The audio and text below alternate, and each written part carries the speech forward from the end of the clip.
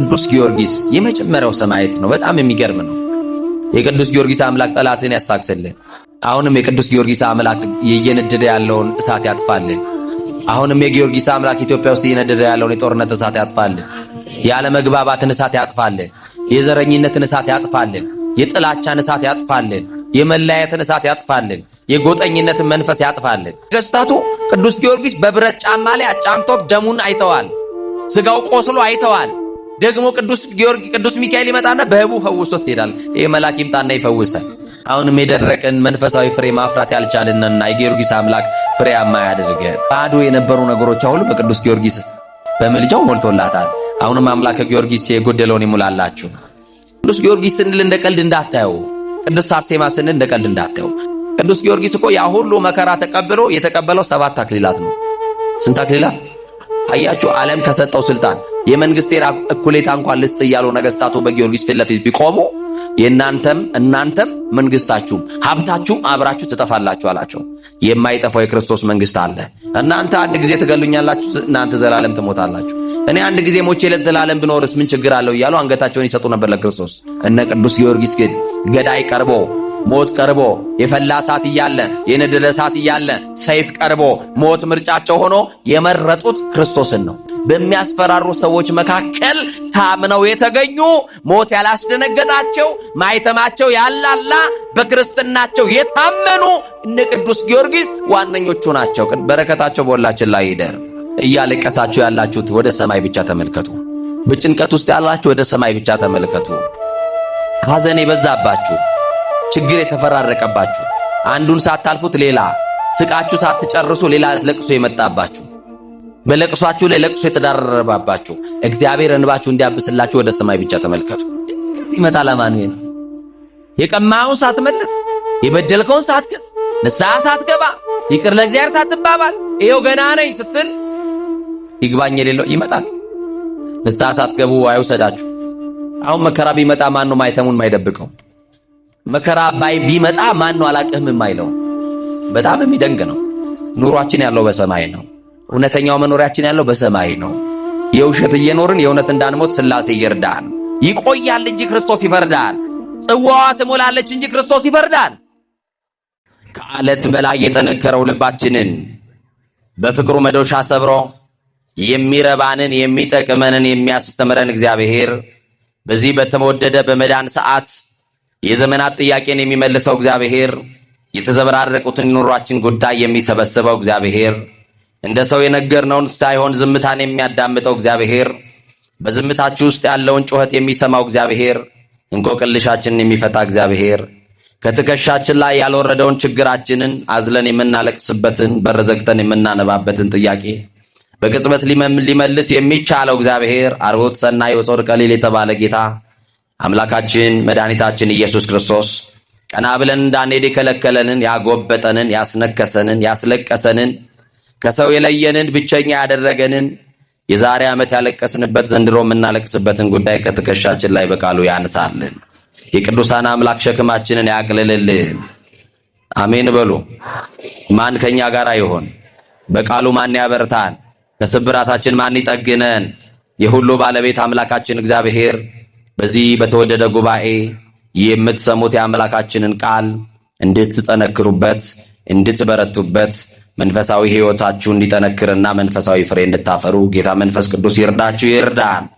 የትምህርታችን ርዕስ የታመነ ምስክር አይዋሽም በሚል ይሆናል።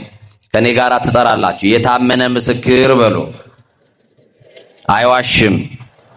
ይህንን ቃል የምናገኘው መጽሐፈ ምሳሌ ምዕራፍ 14 ቁጥር 5 ላይ የምናገኘው ኃይለ ቃል ነው።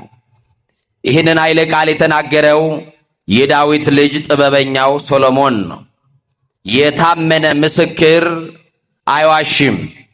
ምስክር ማለት ምን ማለት ነው የሚለውን በዚህ ጉባኤ ውስጥ አጠር ላለ ደቂቃ በሚገባን ቋንቋ እንነጋገራለን። የምስጢር ባለቤት የረቀቀውን አጉልቶ የራቀውን አቅርቦ ምስጢር ገልጦ ጌታ መንፈስ ቅዱስ ሁላችንንም ያስተምረ። በግዕዙ ቋንቋ ሰማዕት ይባላል። ሰማዕት ማለት ሰማ ከሚለው የግዕዝ ግስ የወጣ ሲሆን ምስክር ማለት ነው። ለብዙ ቁጥር ሲሆን ሰማዕታት ወይንም ምስክሮች እንላቸዋለን።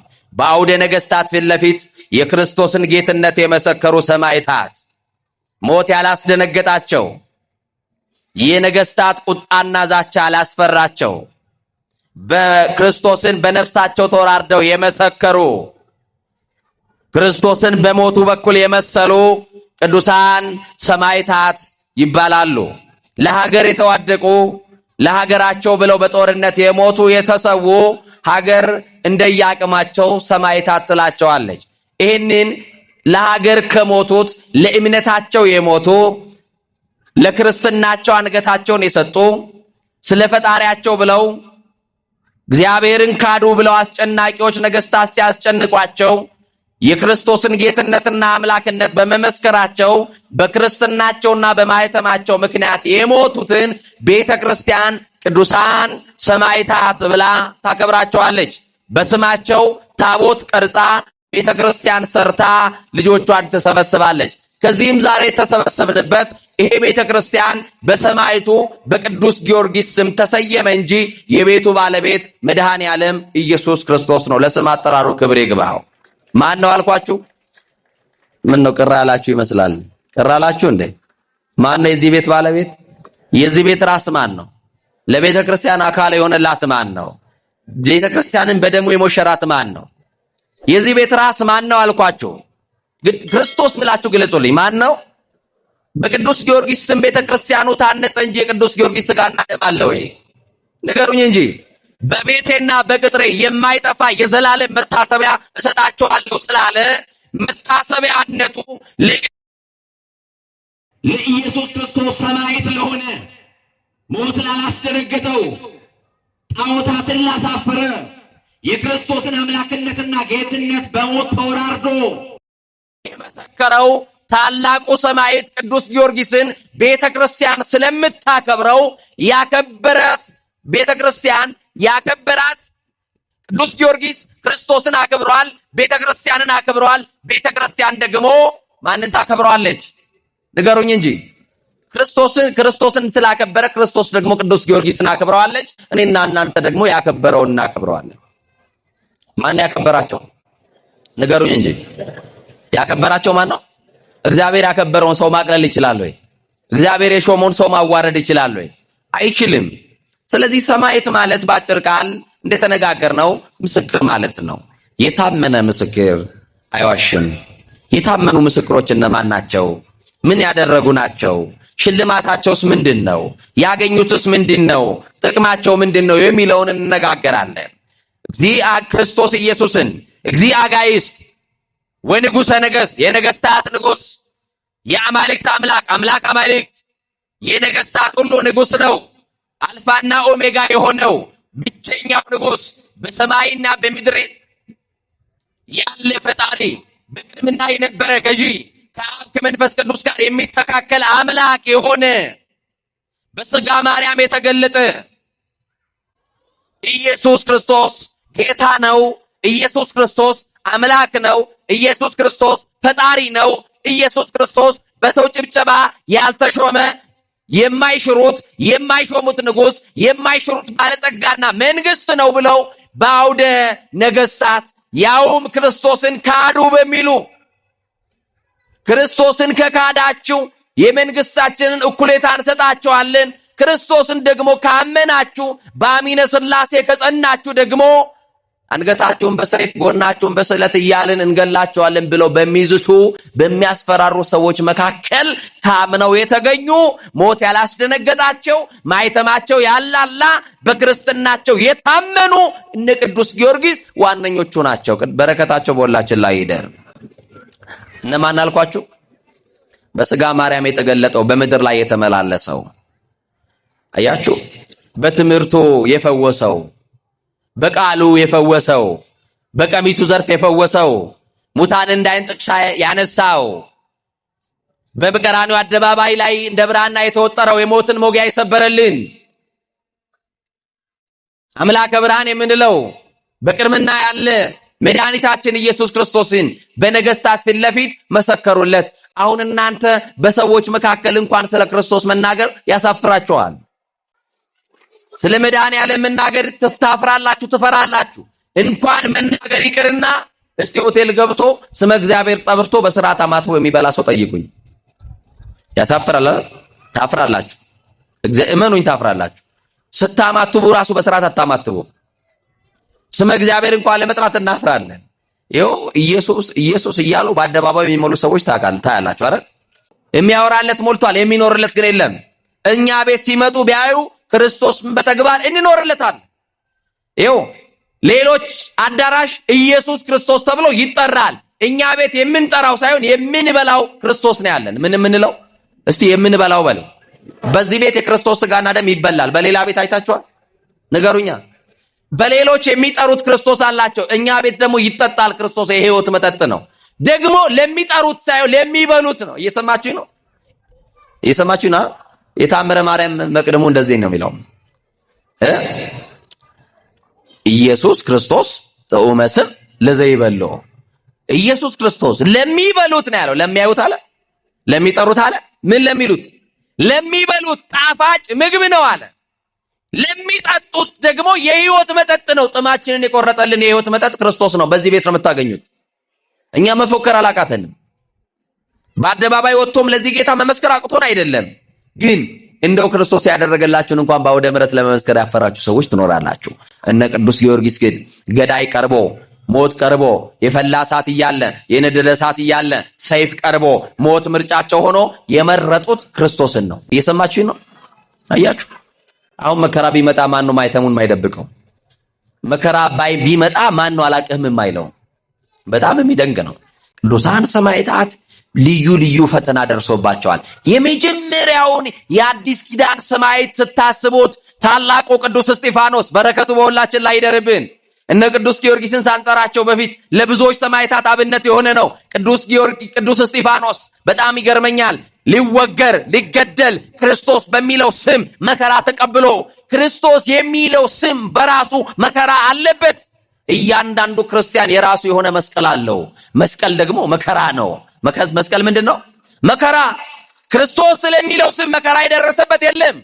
ስለ ክርስትናቸው መከራ የተቀበሉ፣ ስለ ክርስትናቸው አካባቢያቸውን ለቀው የተሰደዱ፣ ስለ ክርስትናቸው ምክንያት ስለ ማይተማቸው፣ ስለ አንገታቸው ማይተም፣ ስለ መስቀል የተሰደዱ እናውቃለን። የሞቱትንም በእኛ ዘመን እናውቃለን፣ እንሰማለን። እኛ ግን ለምን ሞቱ እንላለን? የሰማዕታት ልጆች እኮ ነን።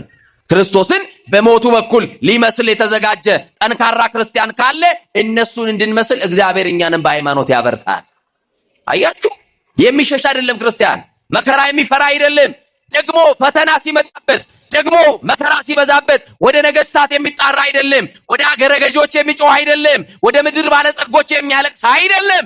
መከራችንን፣ ፈተናችንን ስለ ክርስቶስ ስለሚለው ስም የሚደርስብንን እንደ ሙሉ ጸጋ እየቆጠርን በጸጋ ተቀብለን በሰማይ የምናገኘውን ክብር እናስባለን እንጂ እንዲህ አደረጉን ገደሉን ብለን በነገስታት ፊት ለፊት የምንካሰስ አይደለንም። ለምን ካላችሁ እኛ የሰማዕታት ልጆች ስለሆነ።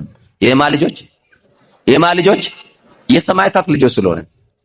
አያችሁ እንዴት አይነት እድለኞች ናቸው።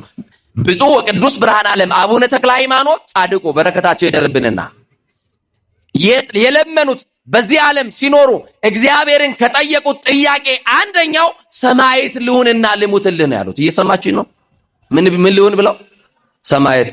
አንድ ሰማዕት ለመሆን በክርስትናቸው የተገኘ ካለ ደግሞ ዓለም ይንጫጫል፣ ይጮሃል። ምን አለ ባደለን፣ በኃጢአት ከመሞት አይሻለንም? ስሙን መስክረን ብንሞት አይሻለንም? መስቀሉን ተሸክመን ብንሞት አይሻለንም? አያችሁ? በዓለም ሳላችሁ መከራ አለባችሁ አለ የክብር ባለቤት። ምን አለባችሁ? ዓለም ሁሉ ይጠላችኋል። እናንተ ከዓለም ስላልሆናችሁ ዓለም ይጠላችኋል አለ። ዓለም እኮ ጠልቶናል። አልጠላንም? ኦርቶዶክሳውያን ተጠልተናል እኮ። ዓለም ንቆናል። ዓለም ጠልቶናል። ማይተማችን ተጠልቷል። ክርስትናችን ተጠልቷል። ዓለም እንደምናምን ታይታናለች፣ ንቃናለች። አምልኮ ስላለን በክርስትና ስለጸናን፣ በሃይማኖት ስለጸናን ዓለም ለይ ደግሞ አይስማማትም፣ አልወደደችልንም። መሰብሰባችን፣ በስሙ መዘመራችን ደግሞ የምንሄድበትን መጨረሻ መዳረሻችንን ጠንቅቀን ስለምናውቅ ዓለም ለይህንን አልወደደችልንም። አያችሁ፣ ከዓለም ስላልሆነ ነው ዓለም ይጠላል። በስለ ስሜ በሰው ሁሉ ዘንድ የተጠላችሁ ትሆናላችሁ ተባልን፣ የተወደዳችሁ አልተባልን። ማንም ሊወድ አይችልም ክርስቶስ የሚለውን ስም ይዘህ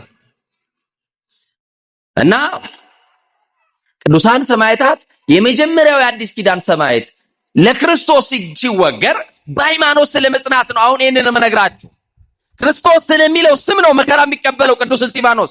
ግን ይገርመኛል፣ አንበርክከውት የኋሊት አስረውት ድንጋይ በእጃቸው ይዘው ቅዱስ እስጢፋኖስን ሊወግሩት አይኖቹን ወደ ሰማይ አንስቶ ለገዳዮቹ ይጸልይላቸው ነበር። አያችሁ፣ በቃ ይሄ ነው አሁን ክርስትና።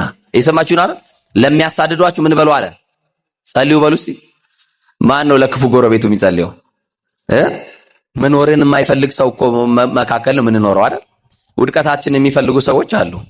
እንደው ባላየው የሚሉ ሰዎች ባሉበት ከተማ ውስጥ የምንኖረው መቆማችንን የማይፈልጉ ሺህ ሰዎች አሉ፣ እልፍ ሰዎች አሉ። ቅዱስ እስጢፋኖስ ለገዳዩ ይጸልያል። ከማን የተማረው ነው? ተማሃሩ እምኔ እስመ የዋሃነ ወትሑት ልቤ፣ ከእኔ ተማሩ አለ። እስቲ ከእኔ ተማሩ በሉ። ከክርስቶስ ነው የምንማረው ትህትናን። ትህትና የአንገት መሰበር ሳይሆን የልብ መሰበር ነው። አያችሁ እስጢፋኖስ ለአገልግሎት የተመረጠው፣ እንደናንተ ለአገልግሎት የተመረጠው እስጢፋኖስን አያችሁት? ለክብሩ ስትዘምሩለት እግዚአብሔር እንዴት እንደመረጣችሁ ታያችሁ። እንዴት ቢወዳችሁ ነው፣ እንዴት ቢያከብራችሁ ነው። እንዴት ቢያከብረን ነው በሰገነቱ ላይ ቆይቆም ነው። እንኳን ለአገልግሎት ለባርነት እንኳን ጠቅሞም ነበር ክርስቶስን። ምን አይቶልን ይሆን? አያችሁ ቅዱስ እስጢፋኖስ ተንበርክኮ ወደ ሰማይ ይመለከት ነበር። ወዴት ይመለከት ነበር? በቃ መከራ ሲመጣ ፈተና ሲመጣ ክርስቲያን አይኖቹ ወደ ሰማይ ነው። ወደት የሚፈርድልን በሰማይ አለ፣ የሚበቀልልን በሰማይ አለ። ፍርዱ በእጁ የሆነ ቢዘገይም የሚቀድመው የሌለ እውነተኛ ዳኛ በሰማይ አለ። የለም? ማን ይባላል ስሙ? ለስም አጠራሩ ክብር ይሁንለት። ይቆያል እንጂ ክርስቶስ ይፈርዳል። ጽዋዋ ትሞላለች እንጂ ክርስቶስ ይፈርዳል። እና ይገርማቸዋል። ቅዱስ እስጢፋኖስ የሚያየው ሰማይ ነው። ምንድነው ናፍቆቱ? ምንድነው ያስናፈቀው? ወደ ሰማይ የሚመለከተውስ ምን አይቶ ነው? ምንድነው አዲስ ነገር አለ እንዴ ብላችሁ ካላችሁ ቅዱሳን ሰማዕታት ናፍቆታቸው በሰማይ የሚያገኙት ክብር ነው። ምንድነው ናፍቆታችሁ? ቅዱስ እስጢፋኖስ ጌታውን በሰማይ ለማየት ናፈቀ። ማንን ናፈቀ? ክርስቶስን ለማየት ናፈቀ። ቅዱስ ጳውሎስ እንዳለ ልሄድ አለ፣ ወደ ክርስቶስ ልሄድ እናፍቃለሁ አለ። ወደ ማን ልሄድ? የአንድ ሰሞን የፌስቡክ ትሬንድ ነበር አይደል? ብሄድ ይሻለኛል እያሉ በር እየዘጉ መርዝ የሚጠጡ ሰዎች ብንሄድ ይሻለናል እያሉ ፌስቡክ ላይ እየጻፉ ቤተሰብ የሚያስጨንቁ ስንት ሰዎች። ብንሄድ ይሻለናል ዝም ብሎ የሚኬድ መሰለ እንዴ? ምን ይዘህ ነው የምትሄደው? ምን ተገበርኪ አይቴ ነበርኪ? የት ነበርክ? ምን ሰራ ስትባል ምን ስራ አለና?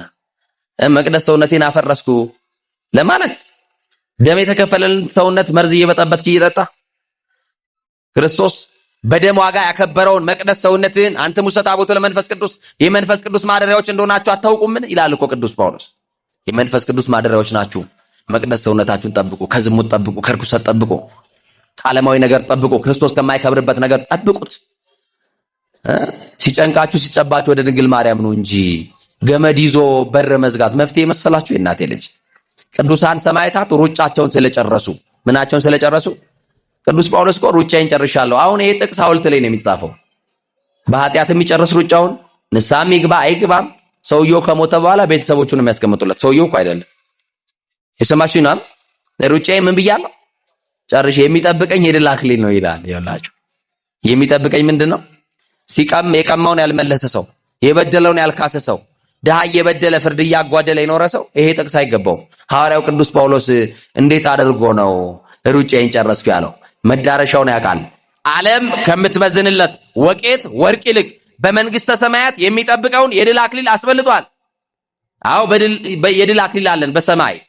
ዓለም ከምትሰጠን ስልጣን፣ ዓለም ከምትሰጠን ዝና፣ ዓለም ከምትሰጠን ገንዘብ፣ ዓለም ከምትሰጠን ወርቅ የሚበልጠው ክርስቶስ በመንግስተ ሰማያት ያዘጋጀልን ክብር ነው። ይበልጣል አይበልጥም?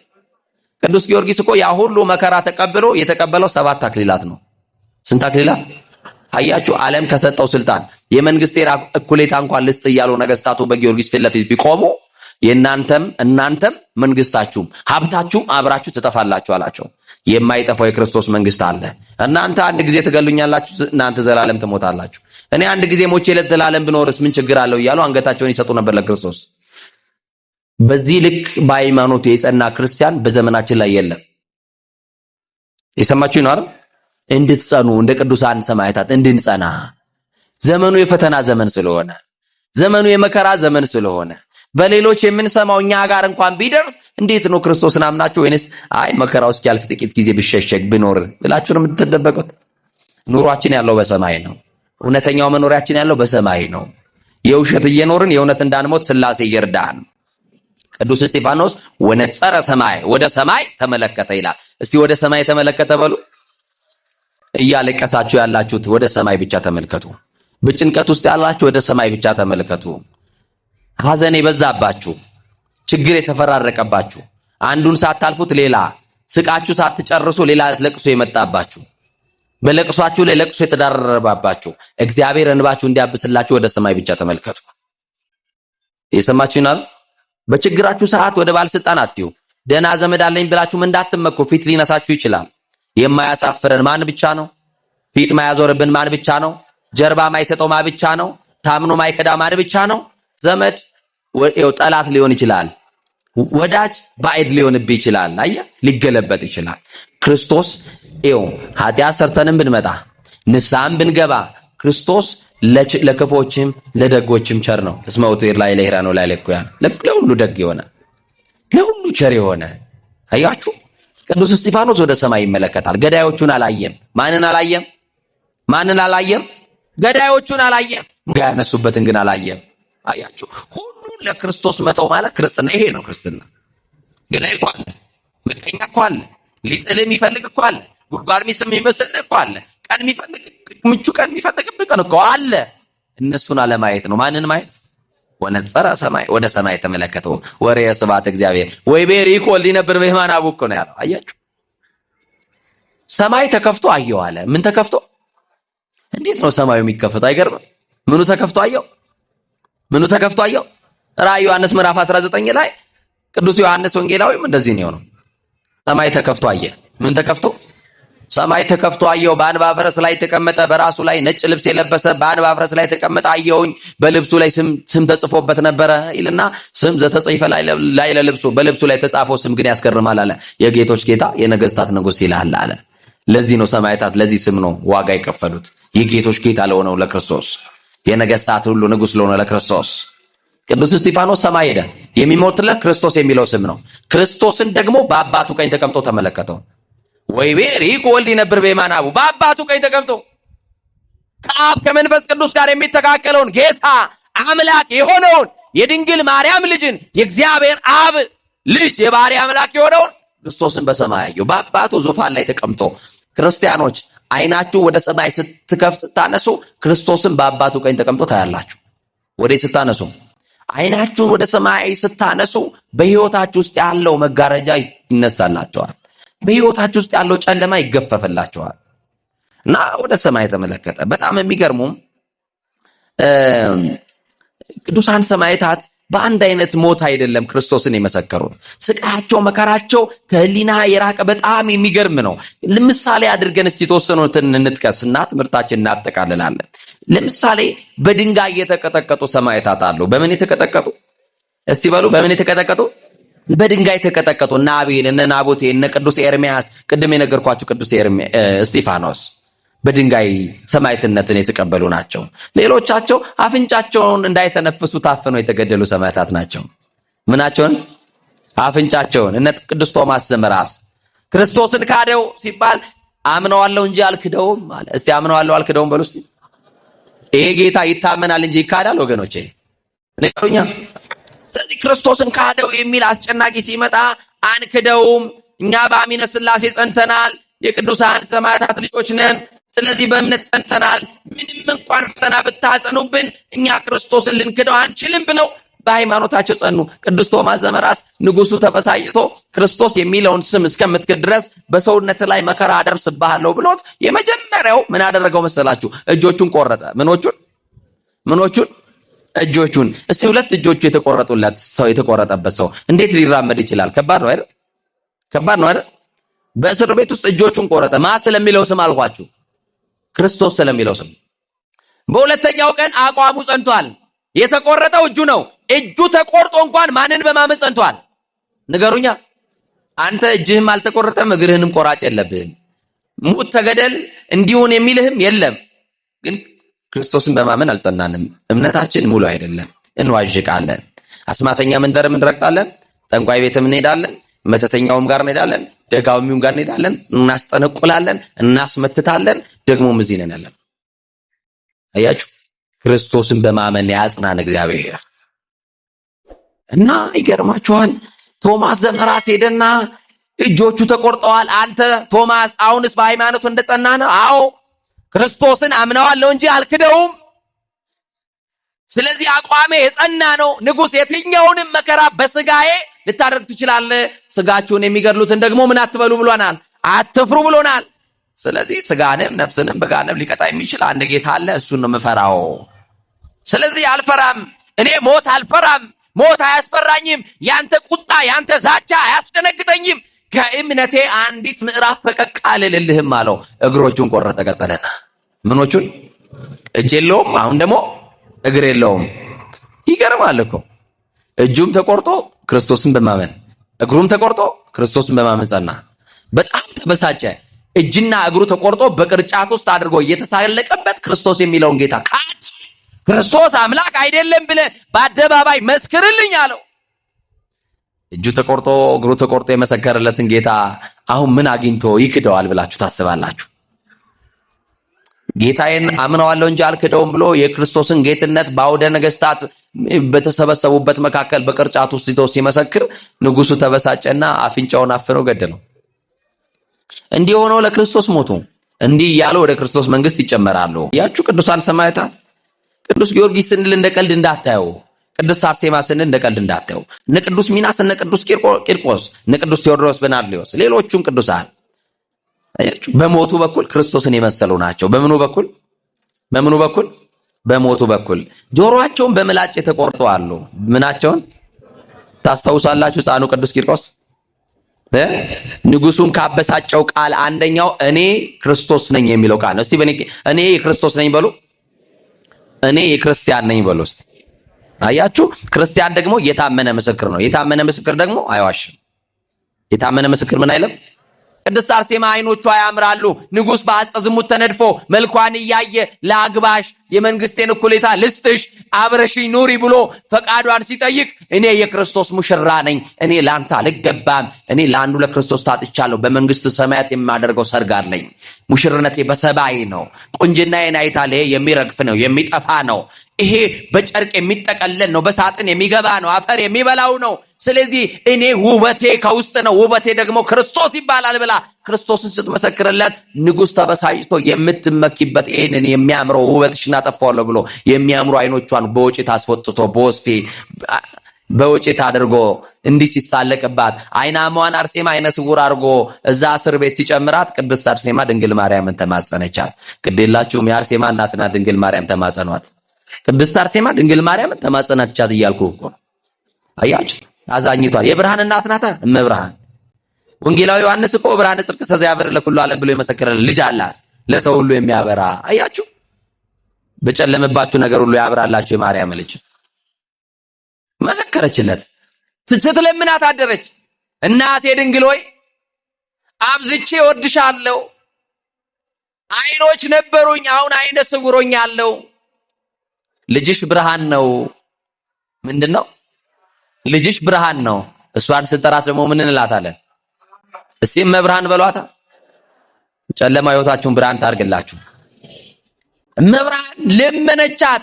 ከዛስ እግዚአብሔር የለመኑትን አይነሳም፣ የነገሩትን አይረሳም አይደል? በድንግል ማርያም ወደ ድንግል ማርያም የጸለየችውን ጸሎት እግዚአብሔር ሰማና እናቴ ሆይ አንቺን ተማጽናለችና አንድ የጸናች የታመነች ምስክር በእስር ቤት ውስጥ አለች። ብቻዋን አይደለችም። አብረዋት 27 ደናግል ሰማዕታት ሴቶች አሉ። ስንት አልኳችሁ? በዚህ ዘመን ያለው ሰማዕትነት እህቶቼ ልንገራችሁ። ቅድስት አርሴማና ከሷ ጋር ሰማዕትነት የተቀበሉ ሰላም ዘምስለኪ ለዛ አይረፉ። የመጨረሻው መልካ አርሴማ መጨረሻው መደምደሚያውም እሱ ነው።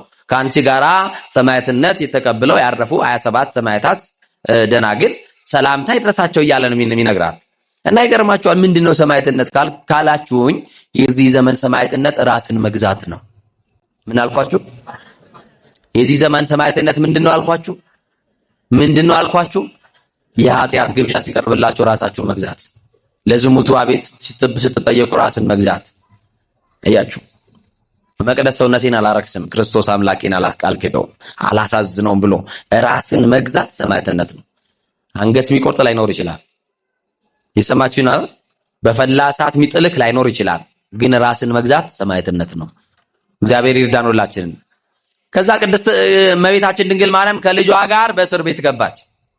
በእስር ቤት ገባችና ጨለማ የነበረው ቤት እስር ቤት ሁሉ ብርሃን ሆነ። እናቴ አንቺን ተማጥናለች፣ ይሄንን ሰማያዊ አይኑ ሰጅና ግጠሚላት አላት። ይችላል አይችልም? መድኃኒዓለም ንገሩ። ይችላል አይችልም? ይችላል። የሁሉ ባለቤት አይደል? ከእናቱ ማኅፀን ጀምሮ ዕውር የሆነው ዮሐንስ ወንጌል ምዕራፍ 9 ቁጥር 1 ጀምራችሁ ስታነቡ ደቀ መዛሙርቱ ማነው ኃጢአት የሰራው ዕውር ሆኖ እንዲወለድ ሲል የእግዚአብሔር ሥራ በሱ እንዲገለጥ አይደል ያለው? ልሙጥ የነበረውን ሰው አይኖች ያልተፈጠሩለት ሰው አይኑን ያበራ እግዚአብሔር ይችላል አይችልም?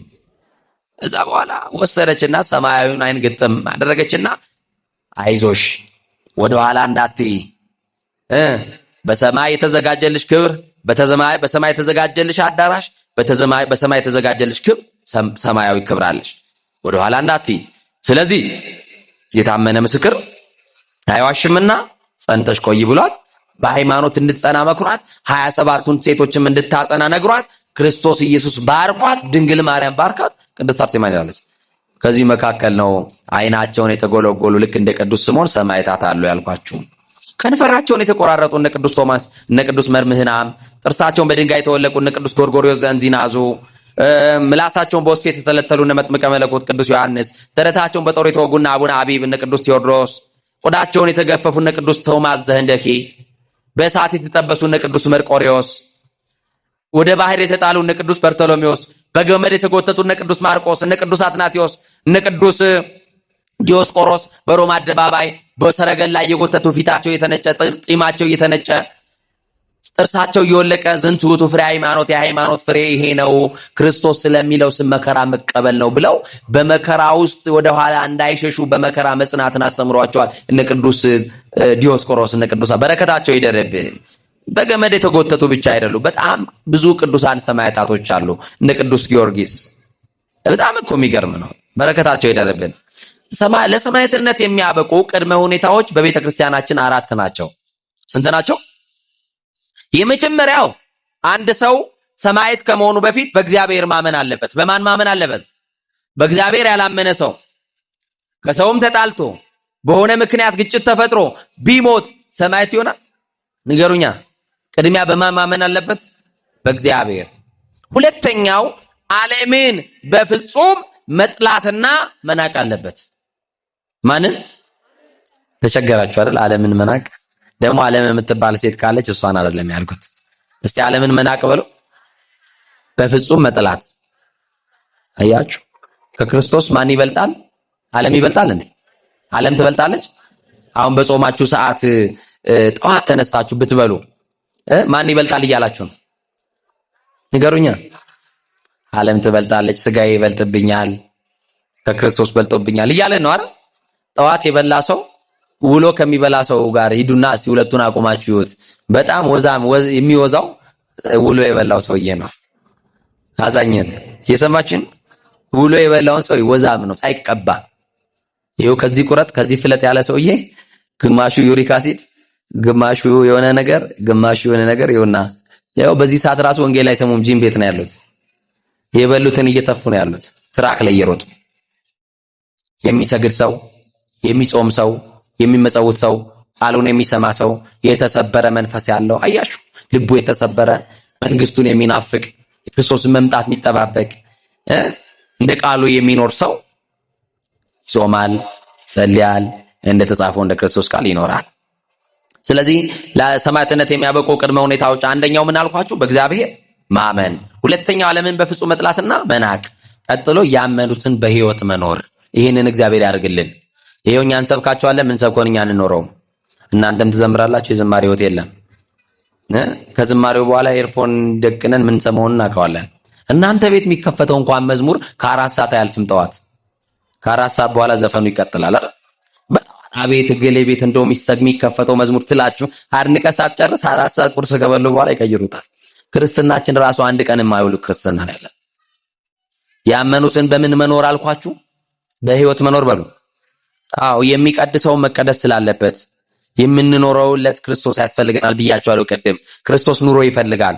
እናወራለን፣ ይሁን ሰብካለን፣ እናንተ ሰማላችሁ፣ እኛም ህይወት የለንም፣ እናንተም እንደዛ እየሆንን ነውና እግዚአብሔር ይመልሰን። አራተኛው ያመኑትን መመስከር ነው። ምን አልኳችሁ? አንድ ክርስቲያን መመስከር የሚችልበት መንገድ አንደኛው ስለ ክርስቶስ በአንደበቱ መመስከር ነው። የማቴዎስ ወንጌል ምዕራፍ 21 ቁጥር 15 ላይ ተመልከቱ። አንድ ክርስቲያን መመስከር የሚችልበት በአንደበቱ፣ እስቲ በአንደበቱ በሉ። የማንን ጌትነት? የክርስቶስን ጌትነት። የማንን አምላክነት? የእግዚአብሔርን አምላክነት። ስለዚህ በህይወቱ ስለ ክርስቶስ መመስከር ምንድነው ያለው? በሰው ፊት የሚመሰክርልኝ አለ፣ እኔ ደግሞ በሰማይ በአባቴ ፊት እመሰክርለታለሁ አለ። በማንም ፊት የሚመሰክርልኝ? አቤት! ከድንግል ማርያም መወለዴን፣ በመልዕልተ መስቀል መሰቀሌን፣ ሞቼ ዓለምን ማዳኔን፣ ወደ ሰማይ ማድረጌን፣ ከሰማይ ያላወረደውን ስጋ ወደ ሰማይ ይዞ መውጣቱን፣ በስጋ ማርያም በክበበትስ በግርማ መለኮት ተገልጦ ለፍርድ እንደሚመጣ ይህንን የሚመሰክር ጌትነቴን አምላክነቴን የሚመሰክርልኝ በሰው ፊት የሚመሰክርልኝ እኔ ደግሞ በሰማይ በአባቴ መንግስት በሰማይ እመሰክርለታለሁ አለ። ስለዚህ በአንደበት ስለ ክርስቶስ መመስከር ያልኳችሁ ይሄ ነው። ሁለተኛው አንድ ክርስቲያን መመስከር የሚችልበት መንገድ ሁለተኛው በህይወቱ ስለ ክርስቶስ መመስከር። በምን አልኳችሁ? ቅድም እንዳልኳችሁ ነው። ሰው ዓለምን እየወደደና በዓለም ያለውን ስራ እየሰራ እግዚአብሔርን ወደዋለሁ ማለት አይቻልም። ቅዱስ ያዕቆብ በመልእክቱ ምዕራፍ 2 ቁጥር 4 ላይ እንደዚህ ይላል። ያዕቆብ መልእክት ምዕራፍ 2 ቁጥር 4 ላይ ወንድሞች ሆይ ይላል፣ የዚህ ዓለም ወዳጅ የእግዚአብሔር ጠላት እንደሆነ አታውቁም ይላል። የማን ወዳጅ? እንደው በማርያም ነገሩ የማን ወዳጅ? የማን ጠላት አለ? የዚህ ዓለም ወዳጅ አለ የእግዚአብሔር ጠላት እንደሆነ አታውቁም አለ።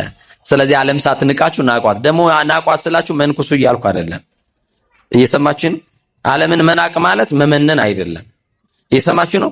በዓለም ያለውን የሥጋውን ፍላጎት አሸንፎ መኖር መናኔ ነው። እናንተ እኮ መናኝ ናችሁ። እየሰማችሁ ነው? ባል በሚስቱ ጸንቶ ከኖረ እኮ መናኝ ነው። እውነት አሰብ እንዴ? ንገሩኝ እንጂ በትዳራቸው በብቃት የደረሱ ቅዱሳን እኮ አሉ የሉ? ጳጳሱ እኮ የትዳር ውጤት ነው አይደል? ቅዱሳን እኮ የትዳር የጋብቻ ውጤቶች ናቸው። እና ሶስተኛው ክርስቶስን በማያውቁ በከሃዲያን ፊት ለፊት መመስከር ነው። ለሰማዕትነት የሚያበቃ በማን? ክርስቶስን በማያውቁ ፊት ቤት መመስከር፣ በከሃዲያን ፊት። እስቲ በከሃዲያን በሉ።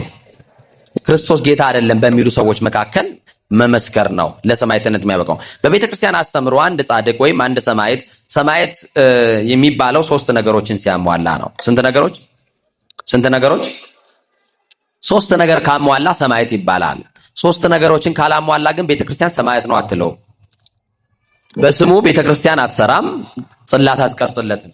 ምንድነው ካላችሁ የመጀመሪያው የሰማዕትነቱ ምክንያት በሃይማኖቱ መሆን አለበት። በምን ንገሩኛ? በሃይማኖቱ። ሁለተኛው ሰማዕትነቱ በራሱ ነፃ ፈቃድ መሆን አለበት፣ ማንም ሳያስገድደው። ሰማችሁኝ አይደል? ተገዶ አይደለም፣ በራሱ ነፃ ፈቃድ። ክርስቲያኖች የሚቀበሉትን መከራ ልቀበል፣ ክርስቶስ ስለሚለው ስም የመጣባቸው መከራ አብሬያቸው ልቀበል ብሎ በራሱ ነፃ ፈቃድ ሄዶ ክርስቶስን መስክሮ በሰማዕትነት የሚያልፍ ካለ ይሄ ሰማዕት ይባላል ቤተክርስቲያናችን። ሶስተኛው በሰውነቱ ወይም በአካሉ ላይ መከራ እየተቀበለ መሆን አለበት። በነገራችን ላይ በሊቃውንቱ ቋንቋ 3 አይነት ሰማዕትነት አለ።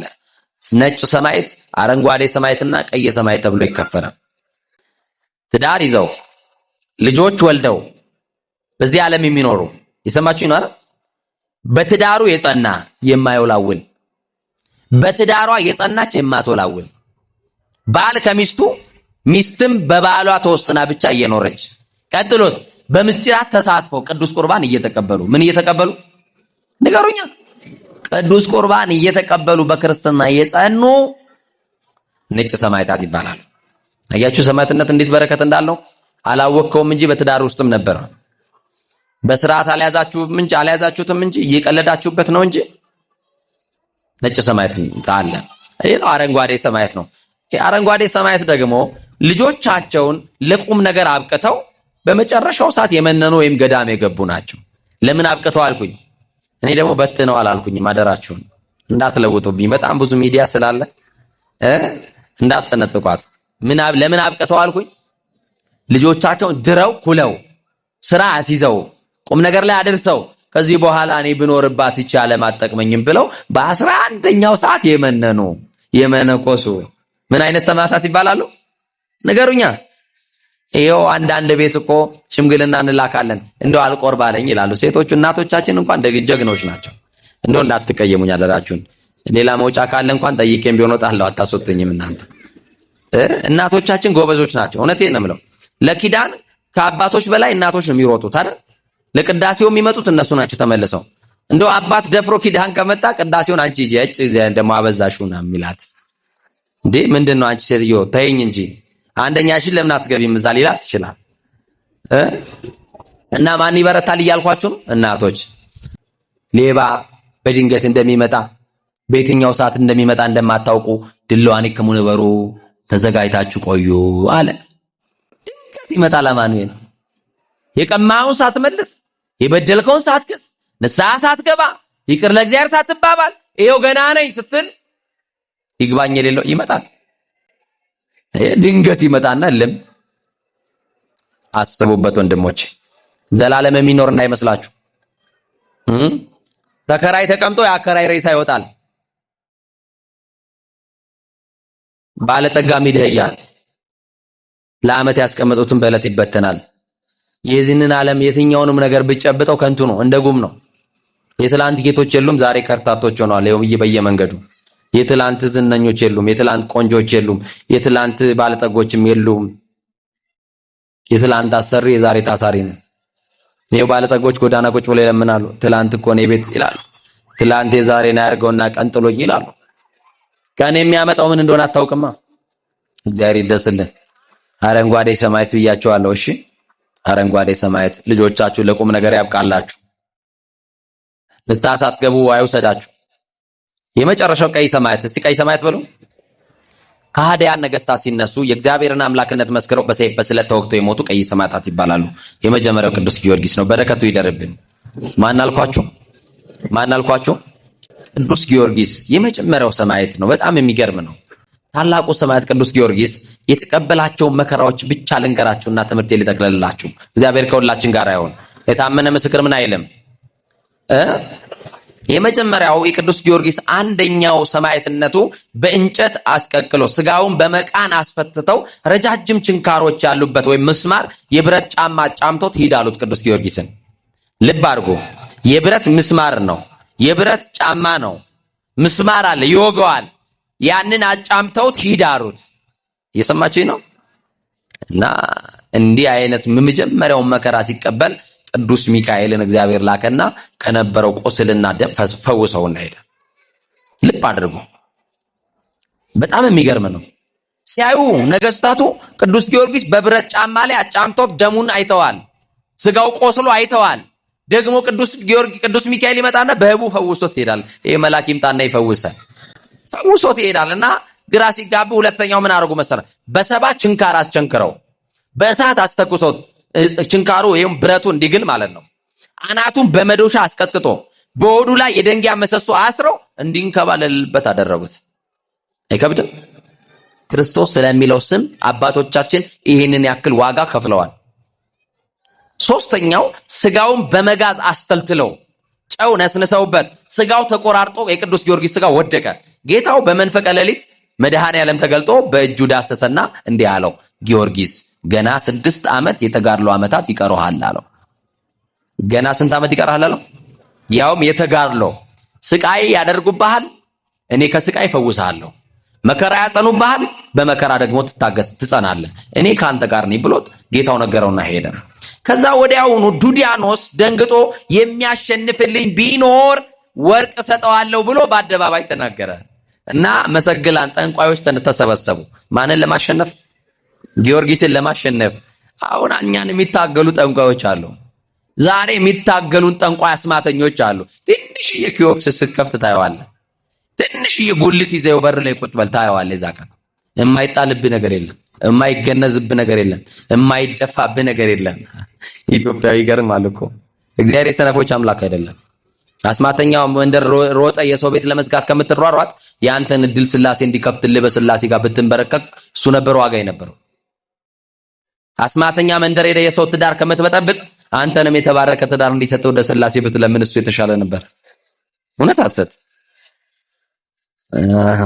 እንዲህ አይነት የክፋት ቤት እንዳትሄዱ ስላሴ ይጠብቃችሁ። እና አትናሲዮስ የሚባል መሰሪ ጠንቋይ ሆድን በጥብጦ አንጀትን ቆራርጦ የሚገድል ስራይ ወይም መርዝ አዘጋጀ። የሰማችሁ ነው። ከዛ በኋላ እኔ አሸንፍልሃለሁ ይሄን ብቻ አጠጣዋለሁ። ቅዱስ ጊዮርጊስ አልጠጣም እንዳይል እጅና እግሩን አሰሩትና በገመድ ጠጣ ብለው አነሱና ሰጡት። እንዳያማትብ እጁን አሰሩበት። የሰማችሁ ነው። የሚጎዳ መርዝ እንኳን ብትጠጡ ብሏቸዋል። ይሄ እኮ ለቅዱሳን የተሰጠ ቃል ኪዳን ነው።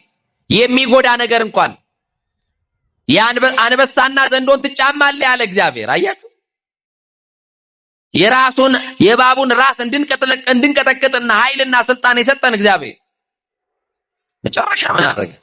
ቅዱስ ጊዮርጊስ ካማተበ ያ መርዝ ውሃ ነው የሚሆንለት። ስለዚህ እጁን ይሰሩልኝ አለ። እጁ ላይ ችግር አለ። በስመ እግዚአብሔር በመስቀል ምልክት ምን ይላል? ያማትባል።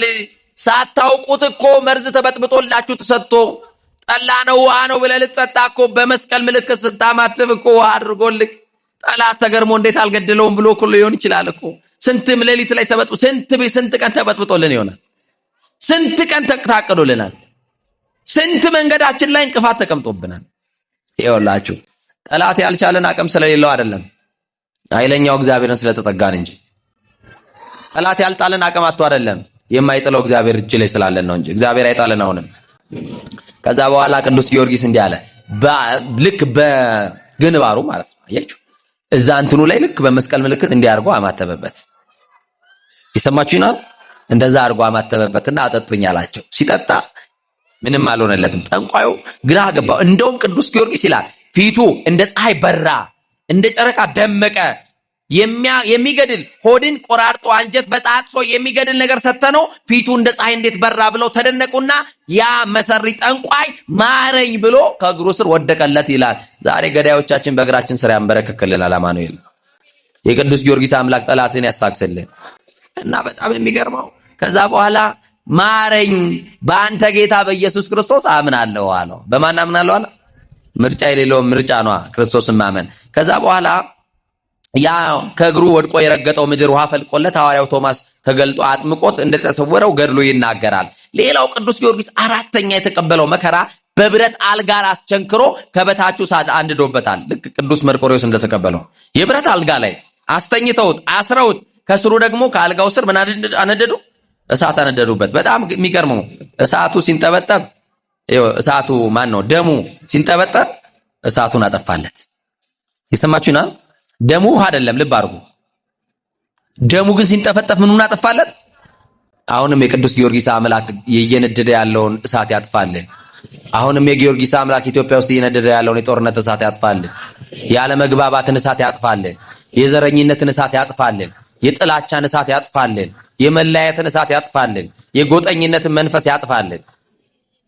አጠፋለት እሳቱን። ዱዲያኖስ ኢየሱስ አምላክ መሆኑን አሳየኝ አለው። ከዛ በዚህ ሁሉ ተአምራት አላመነም። ማን አምላክ መሆኑን? ኢየሱስ አምላክ መሆኑን አሳየኝ አለው። ከዛ ምን አደረገ መሰላችሁ? የለመለመውን ዕፅ አድርቆ የደረቀውን ደግሞ አለምልሞ ከሞቱ 430 ዓመት የሆናቸው ሙታን በኢየሱስ ክርስቶስ ብሎ ጠርቷቸው አስነሳቸው። ይሄው በኢየሱስ ክርስቶስ እመን አለው። ለምን? ክርስቶስ ምንድነው ያለው? በእኔ ካመናችሁ አለ እኔ ከሰራው ስራ በላይ ትሰራላችሁ ብሎ አላለም? ንገሩኝ እንጂ እንዴ ኤልሳ አንድ ሙት ቢያነሳ ኤልያስ አንድ ሙት ቢያነሳ እኮ የኤልያስ መንፈስና ጸጋ እጥፍ የሆነለት ሁለት አንስቷል። አያችሁ፣ ከኔ በላይ እጥፍ ትሰራላችሁ አለ። ያ እምነት የለንም እንጂ። እና አምስተኛው በዚህም እንደማይሞት ሲያውቅ ምን አደረገው? በረሃብ በጽም ይሙት ብሎ ምንጭ ከሌለበት መበለት ቤት ጋር አስገባና ምንም በሌለበት ደሃ በሆነች መበለት የሚበላም የሚጠጣም በሌለበት መበለት ቤት አሰረው። በመሰሶ አደረገው ቅዱስ ጊዮርጊስን በስዕሉ ላይ እንደምታዩት። እና እሷም የሚበላ ስትፈልግ ቤቷን በእህል አትረፈረፈላት። ማንን ልትመግብ ስትፈልግ? ሰማያዊቱን። ይህንን ሰማያት የምትዘክሩት አለው ትኖራላችሁ። በዚህ ሰማያት ስም ቁራሽ ለድሃ የምትሰጡ ትኖራላችሁ። ምን ላብላው አለችና ተጨነቀች። ቤቷ ምግብ የለም። ወጥቼ ባይሆን የሚበላውን ልፈልግለት ብላ የሚበላ ስትፈልግ አይ አትውጪ ከቤት ያለውን ግቢና አላት። ስትገባ ባዶ የነበሩ ነገሮች ሁሉ በቅዱስ ጊዮርጊስ በምልጃው ሞልቶላታል። አሁንም አምላከ ጊዮርጊስ የጎደለውን ይሙላላችሁ። ከዛ በኋላ ይሄንን ብቻ አይደለም፣ የታሰረበት ግንድ ራሱ ምሰሶው ለምልሞ አፍርቷል ይላል። ምን ብሏል? አሁንም የደረቅን መንፈሳዊ ፍሬ ማፍራት ያልቻልንና የጊዮርጊስ አምላክ ፍሬያማ ያድርገን። እንደገና ደግሞ ልጇ ጆሮ የማይሰማ ሰው ስለነበረ እንዲህ አላት፣ ልጅሽን ጥሪው አላትና የልጇን ጆሮ ፈውሶ፣ የማንን ጆሮ? የልጇን ጆሮ ፈውሶ ከእስራት ፈቶ ደግሞ ባርኳት አጥምቋት። ቅዱስ ሚካኤልም ደግሞ ከታሰረበት እስራት ፈቷት ከመበለቲቱ ቤት ወጥቷል። ይሄ ታላቅ ሰማዕት በቤታችን ይግባና እስራታችንን ይፍታልን። ዓለምና ኃጢአት ያሰረን እስራት ይፍታልን። ጠንቋይና መተተኛ ያሰረውን እስራት ይፍታልን። ቀጥሎ በስድስተኛ በመንኮራኩር ፈጭተው ስጋውን ዘሩት፣ እንደ አመድ በተኑት። እየሰማችሁኝ? ደብረ ይድራስ በምትባል ተራራ ላይ ዘሩት፣ በተኑት። በጣም የሚገርም ነው። ቅዱስ ጊዮርጊስ ስጋው የተበተነበት እንደ አመድ የተበተነበት ቦታ እንዲህ የሚል ሳር ቅጠሉ ሁሉ ሰማዕቱ ለጊዮርጊስ ለክርስቶስ።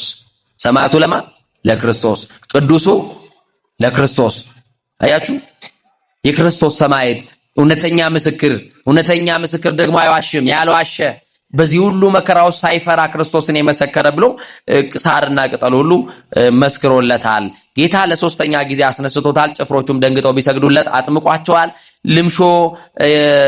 ልሹም ብሎ ለአጵሎን ስገድ ሲለው ንጉሱም በመጨረሻ አንተም አጵሎንም ትጠፋላችሁ ብሎ የክርስቶስን ጌትነት መሰከረ። በዛ ሰዓት ክርስቶስ በክርስቶስ ስም ሰማዕት ሆኗል። አንገቱን በሰይፍ ተሰይፏል። ቅዱስ ጊዮርጊስ በተሰየፈ ሰዓት ደምና ውሃ ከአንገቱ ወጥቷል። ደም ወማይ ወሃሊብ እምነ ክሳዱ ፈልፈለ እያላችሁ ትዘምራላችሁ ሰንበት ተማሪዎች አይደለም? ቅዱስ ጊዮርጊስ በዓል ደም ወማይ ወሃሊብ አይደል? ደም ውሃ ወተት ከምኑ ፈሰሰ? በጣም የሚገርም እኮ ነው። አሁን እንዴት ሰው እንደው በምላጭ ሰው ራሱን ቢቀድ ደግሞ እንዳትሞክሩት። እንደዛ ቆረጥ አድርጎ ቢያይ ደሙ ቀይ ነው አይደል? ውሃ ይኖራል። ራሱ የክብር ባለቤት ክርስቶስ ሌንጊኖስ ያ ሰማዕት የመጨረሻ ክርስቶስን መስክሮ የሞተው በልቡ ይፈልገው የነበረው ሌንጊኖስ የተባለው ሰማዕት አንድ አይናው ጥቁር ጦር ይዘውት ረጅም ጥቁር ጦር ሰጥተው ውጋው ሲሉት ክርስቶስን እኮ በልቡ እንደሚያምን ስለሚያውቁ ነው ለሌንጊኖስ የሰጡት። ሌንጊኖስ ሄደና የሚያምንበትን ጌታ ወጋው አይደል? ከክርስቶስ ምንድነው የፈሰሰው? ደምና ውሃ። በውሃው ምን ብላችኋል? ተጠምቃችኋል አይደል? በክርስቶስ ደም ምን ብላችኋል? ከብራችኋል፣ ነጽታችኋል። ወደ ሙለ ኢየሱስ ክርስቶስ ያነጻሃንም ኩሉ አጣዊነ። የኢየሱስ ክርስቶስ ደም ከኃጢአት ሁሉ ያነጻናል፣ ነጽተናል። ክርስቶስ በከበረው ደሙ ከኃጢአት ሁሉ አንጽቶናል፣ ከበደላችን አንጽቶናል አይደለ? እውነት ሐሰት እውነት። ስለዚህ ቅዱስ ጊዮርጊስ ክርስቶስን ያሳየን። ማንን ያሳየን? እንደ ኦርቶዶክሳውያን ተጃጃሉ። ክርስቶስን እኮ አይሰብኩትም ይላሉ። እኛ ምን ኖርለት ነው? ክርስቶስን ኖረለት አልኖረለትም? ጊዮርጊስ እነጋ አቡነ ተክለ ሃይማኖት ናቸው አይደል? ከአራቱ ካህናተ ሰማይ ጋር ሄደው ያጠኑበት ነው አይደል? እየሰማችሁኝ አይደል? ምድራዊ መልአክ ሰማያዊ ሰው የተባሉበት ዕለት እኮ ነው። ታዲያ አቡነ ተክለ ሃይማኖት በዘመናቸው ክርስቶስን አሳይተውናል አላሳዩንም? ንገሩኛ። አሳይተውናል። አብያተ ጣዖታት አፍርሰው አብያተ ክርስቲያናት መገንባታቸው፣ ጨለማ የነበረችዋን ኢትዮጵያን በወንጌል ማብራታቸው ወንጌል ነው አይደለም? ማንን ሰብከው ነው ህዝቡን ወደ ክርስቶስ መንግስት የሰበኩት? በሸዋ በሙገር በግራሪያ ያለውን ህዝብ በማስም ነው የሰበኩት? ንገሩኝ እንጂ። በዚህ በወላይታ እስከ ዳሞት ሄደው የሰበኩት ተክልዬ የማንን ስም ነው? እኛ ማንን ነው የምንሰብከው? ንሕነሰ ንሰብክ ክርስቶስ ዘተሰቅለ። የተሰቀለው ክርስቶስን ነው የምንሰብከው። ለአይሁድ ሞኝነት ነው። ስለዚህ ኦርቶዶክስ ቤተክርስቲያን ክርስቶስን ትሰብከዋለች ወይ? አዎ ትሰብከዋለች። ምናወራለት ሳይሆን ምንኖርለት ጌታ ስላለን ክርስቶስን በተግባር ነው የምናሳያችሁ። እናንተም ደግሞ ለዚህ ጌታ ኑሩለት። እሺ፣ ተምራችኋል። ዛሬ ሰማዕቱን አውቃችኋል። የሰማዕታትን ክብር አይታችኋል። ስለዚህ እናንተም ራሳችሁን በመግዛት በትዳራችሁ ታማኝ በመሆን በተሾማችሁበት መስሪያ ቤት ታማኝ በመሆን ጉቦ ባለመብላት፣ ሙሰኛ ባለመሆን፣ ዘረኛ ባለመሆን፣ ባለማዳላት፣ ከተፈቀደላችሁ በላይ ባለመውሰድ፣ ደጎች በመሆን ቅኖች በመሆን እንጀራችሁ ለድሆች በመስጠት ክርስትናችን በእንደዚህ አይነት መልክ ካስኬድ ነው እግዚአብሔር በረከት ይሰጠናል። እግዚአብሔር ታማኞች ያድርገን። ሀገራችን ኢትዮጵያ ወደ ቀደመ ሰላሟ ይመልስልን። የታመነ ምስክር አይዋሽም። እኔና እናንተም ታማኝ የክርስቶስ ምስክሮች ሆነን ዓለም ከምትመዝንልን ወርቅ ወርቅ ይልቅ በመንግስተ ሰማያት የሚጠብቀንን የድል አክሊል አስበልጠን ያንን አክሊል እንድንቀበል ክርስቶስን በሞቱ በኩል እንድንመስለው የሥላሴ ቸርነት የድንግል ማርያም አማላጅነት ከሁላችን ጋር ይሁን። ያስተማረን የመከረን የገሰጸ ልዑለ ባሕርይ አምላካችን ቅዱስ እግዚአብሔር ከሁላችን ጋር ይሁን። ስሙ የተባረከ ይሁን። የእመቤታችን የድንግል ማርያም የእናትነት ፍቅሯን ያብዛልን። የቅዱስ ጊዮርጊስ የሰማዕቱ ጸሎቱ ጠብቆቱ አይለየን። የጻድቁ አቡነ ተክለ ሃይማኖት የብርሃን ዓለም ጸሎታቸው ሁላችሁን ይጠብቃችሁ። ሀገራችን ከመከራ ይሰውርልን።